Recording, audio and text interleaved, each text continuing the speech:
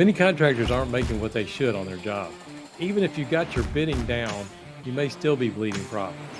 What are the things to look for and what can we do about it? Come on in, let's talk about it. This is the Contractor Success Forum. If you're new here, I'm Wade Carpenter with Carpenter Company CPAs. With me, my co-host, Stephen Brown with McDaniel Whitley, Bonding and Insurance. Stephen, initial thoughts on this one, bleeding profits? Well, this is titled The 7 Ways to Stop Bleeding Profits from Your Construction Project. So, if you're not aware of these 7 items during the course of your construction project, odds are you're bleeding profits, wouldn't you say, Wade? Well, there's a lot of hidden ways that we lose profit every day, I suppose. And Well, I guess that's the point that we wanted to get across. There's lots of ways, but I think the 7 that you laid out, Wade, are the most common ones. They're the easiest ones to wrap your mind around and get a hold of. So let's wade right into them, no pun intended. Okay. Well, like I said, we probably won't hit all the leaks in our profit, but the first one I had on my list is change orders, getting them documented and secured, signed. I see that all the time. A lot of times, well, just do this for me. We'll take care of it later. And I've seen a lot of contractors burned. You see that? All the time, nonstop. So many contractors will do a job for someone that they expect will lead to more business, and they'll do it at cost or below cost to get their foot in the door. But I don't think we're talking about that so much as change orders have costs. Even if they're huge change orders, there's cost associated with those. And you Right. bid in that cost before you've given the owner the change order. And if you don't get that documented, first of all, signed off on by the owner, it's no good. It's no good. And my thinking is getting it secured by not only having it signed by, but getting it in your accounting system and accounting for it. If you're not doing that, you're going to bleed profit. Right. I mean, I see it as well. I've seen some contractors burn really badly. And as you said, a lot of times we want to, hey, we'll get in good with this general contractor or the owner, and they'll give us some more work. And so we do these little things, and they end up maybe it's a little bit here, a little bit there. But a lot of times we don't document these things. And I actually had one of the contractors, it was rather interesting because if they put it in an email, at least you got some kind of start to it. But a lot of times they're on a job site and they're just telling the PM, can you just do this for me? And I had one contractor that was, I think he's in Arkansas. I'm trying to remember where he is. He had a little like recorder on his phone and he's like, at least say it here into the phone. And they also created a workflow to say, hey, this is how the change orders should be, because a lot of times change orders are just the wild, wild west of construction contracts. It just, and there can be a lot of them, right? Especially when that owner notices you're not documenting them or giving them firm costs to do that. It's almost like you have to just stop with the owner and say, this is the cost. And I think that's great, getting it recorded, having some confirmation that not only was the change order agreed upon, but also that the person issuing the change order has the authority to issue the change order. That comes up as well. So, right, getting change orders documented and secured. Well, one other thought on that, all these programs that will transcribe, some people are doing Zoom meetings now for project, but a lot of people still like to do those in person. But you can put that recording on the phone as well, and not just the voice notes, but it will also transcribe those notes for both the general contractor as well as the subs. Mm-hmm. So a lot of times that kind of documentation can help go a long way. So that was the only thing I wanted to add there. Second thing I wanted to add here, making sure you build everything that you have a right to bill. And sometimes it's a matter of, hey, did some of these things that were sitting in our contingency, but the project manager got too busy, didn't communicate that to accounting or whoever was doing the billing. And a lot of those things get missed. And sometimes you have a right to bill it. And sometimes, okay, we're just going to be the nice guy and not worry about it. But sometimes it will come back to bite you. You ever see that? Absolutely. I think the topic is self-evident, but making sure you build everything that you have a right to bill seems so simple, just about getting change orders documented. But that's what I like about all 7 of these. They're clear and concise, and there's a lot of meat to them. Well, I realize the project managers are busy, the owners are busy. Sometimes we have some people that are essentially one man band and they get too busy to take care of these little things. But that can go a long way to making sure that you have the profit in your jobs as well as the ability to grow Mhm. beyond yourself. You're a one man Absolutely. band. Okay. We'll move on to number 3, and this is bleeding profits from the start of your contract is having somebody check and double check the math on your bids. Mhm. And sometimes just a gut check on, hey, did I include everything? You may get that bid because you're the lowest bidder, but you've left out a huge chunk of cost that you didn't consider. I've seen that many times, and I don't know if you got any stories Ooh, you do can I relate on ever. Yeah. I'll see a big bid spread. In the bonding world, a bid spread is generally any amount over 10%. That's the difference between the low bidder and the second low bidder. And say your customer has a huge bid spread, they're the low bidder, and they're going to be awarded the job. You have a very short time frame to get to the owner and the owner's rep and let them know in writing that you made a material mistake in your estimate and you're withdrawing your bid or you're Yeah, stuck. And you have right. so many customers go, look, I don't know what that said. I don't know what they were thinking. Usually there's two bidders, and that other bidder just must be crazy. He was looking for a home run here. But when you have two, three, four, five, six bidders on the same project, and they're way apart from you and they're grouped together, then generally you've made a mistake.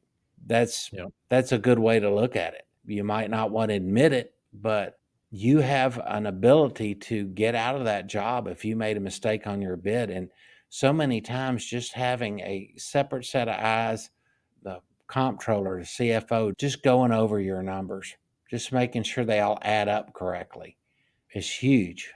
And checking your pay applications too. I know this is not really bleeding profits because you eventually get it, but that eats into your cash flows. So I see a lot of times that people do not do AIA billings right, and then somebody comes back later, and at some point, hopefully, you end up with the right amount of the fixed price contract.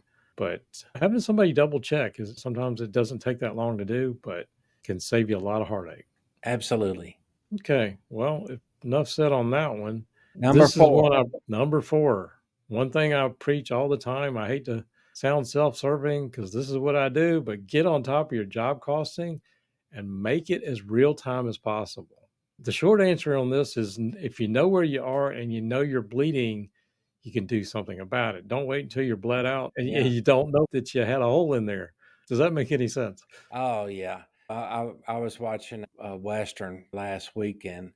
The guy got shot in the leg and he was too busy to realize that he was bleeding out and he died. So, yeah, that's a good analogy, the bleeding out part, because it's just amazing, especially now with material prices going up and down, mostly up.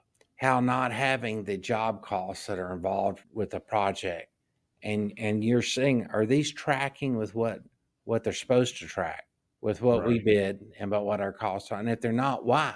And it's something that you as the owner or manager of construction projects can stop.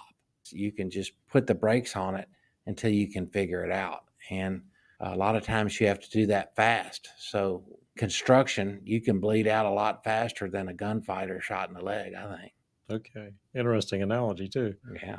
But that also does bring in jumping one ahead, number 6, and we'll come back to number 5. But the supply chain, and I think after COVID, a lot of people were awakened to how not only costs go out of control when your supply chain gets messed up, but I think we all know that one major piece that you need to get in on that job and you can't get the material for it.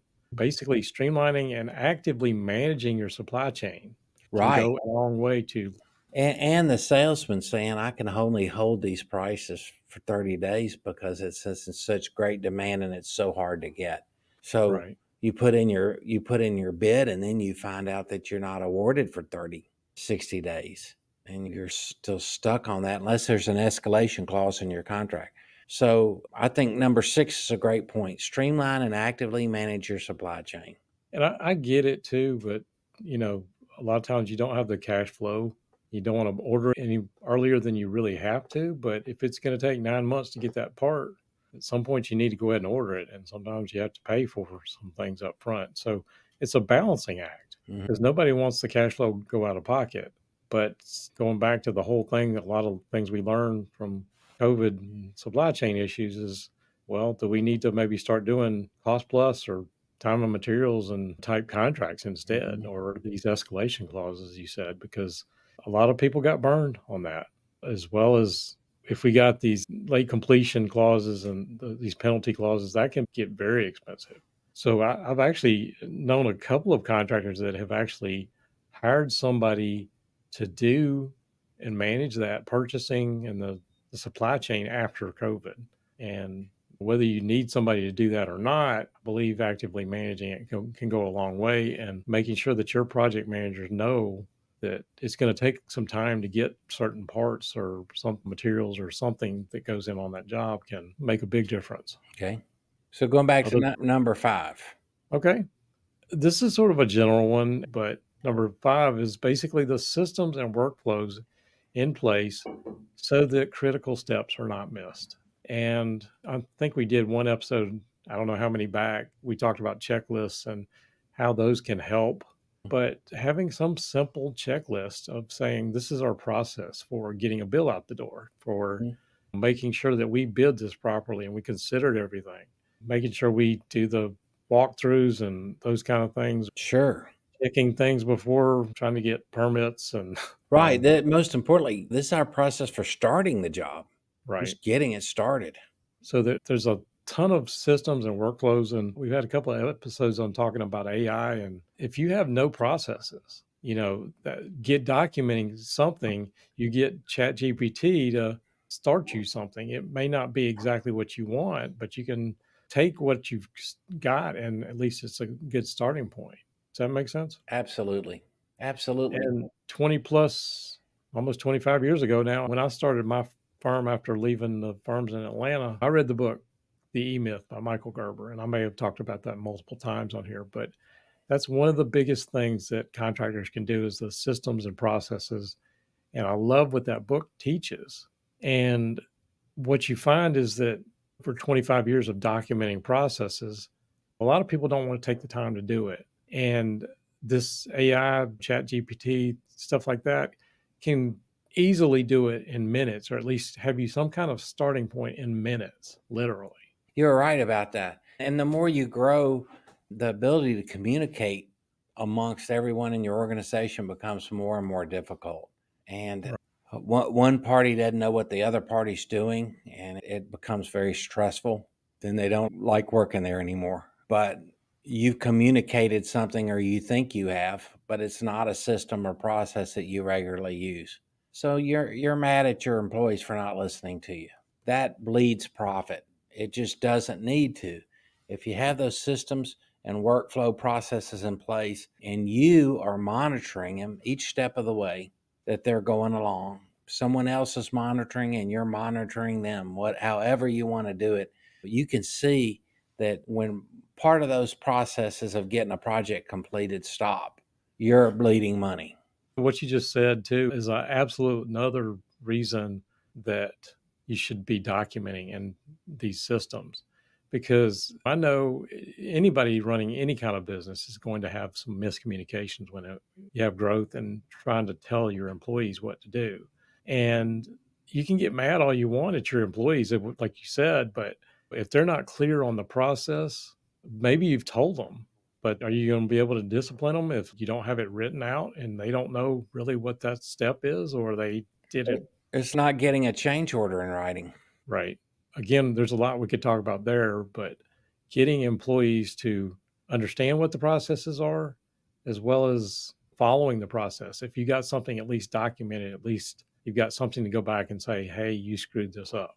And Gotcha. that's really not the point of today. But anyway, number 7 is probably even more wide open than the last one. Adopting lean construction principles. And that embodies a lot of things. It's like figuring out where your customer values the most in the project, optimizing in the planning, eliminating waste, looking for continuous improvement in your processes, empowering your workers to help you build the system and improve the system, focusing on the quality in the work so you don't have go back and, warranty type work. That obviously can play into the profitability. Use of technology. Make a lot of contractors are technology averse and they don't do things like ChatGPT, or they like to see some of these softwares, but they're really not that tech savvy and they're afraid of it. Take, for example, you're a construction manager and you approach an owner about managing the project.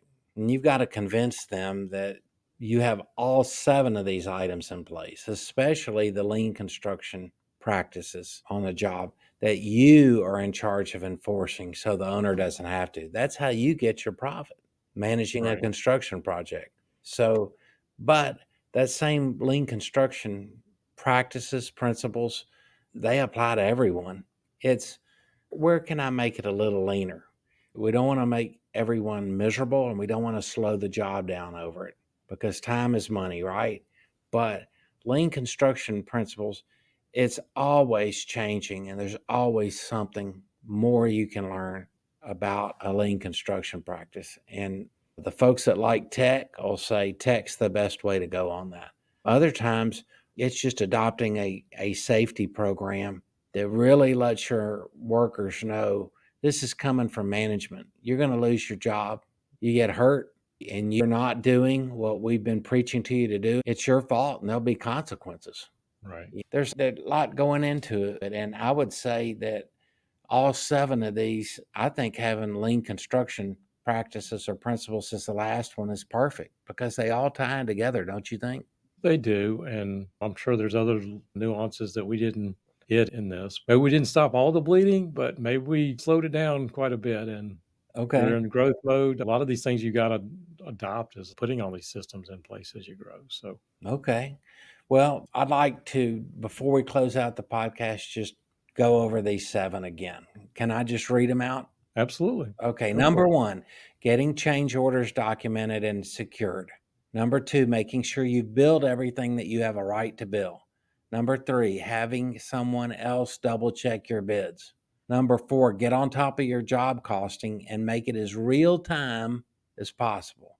Number 5, have systems and workflows in place so that critical steps are not missed. Number 6, streamline and actively manage your supply chain.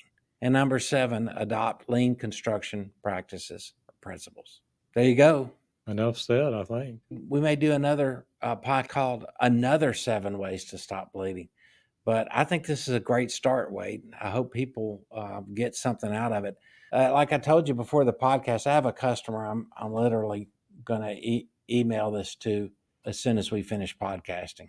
Well, actually, it's a topic I've Really? enjoyed as myself, but anyway. Well, that's what we're all about on the Contractor Success Forum is keeping your profits in your project. Because if you make money, all sorts of good things happen. Good things for you, good things for your employees, good things for your vendors, good things for everyone. So we want to keep you going strong and we want to keep you around for as long as you want to do business. Okay, let's go ahead and wrap this up. Thank you all for listening to the Contractor Success Forum. Check out the show notes at contractorsuccessforum.com or on the Carpenter CPA's YouTube channel for more information. We would appreciate it if you consider subscribing and follow us every week as we post a new episode. And we will look forward to seeing you on the next show.